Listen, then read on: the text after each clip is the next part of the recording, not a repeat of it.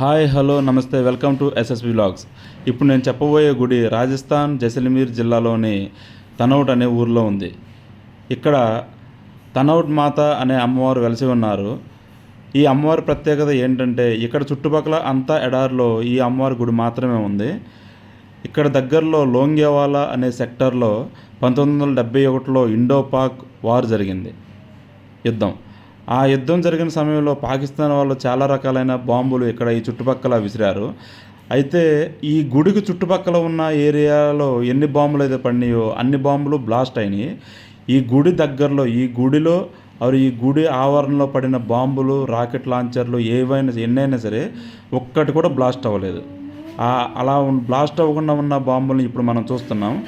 ఈ బాంబులన్నీ కూడా ఈ గుడి దగ్గరలో పడి అలాగే బ్లాస్ట్ అవ్వకుండా అలాగే ఉండిపోయినాయి. ఇవి ఎవరైనా మీరు ముందే చూస్తుంటే కామెంట్ చేయండి.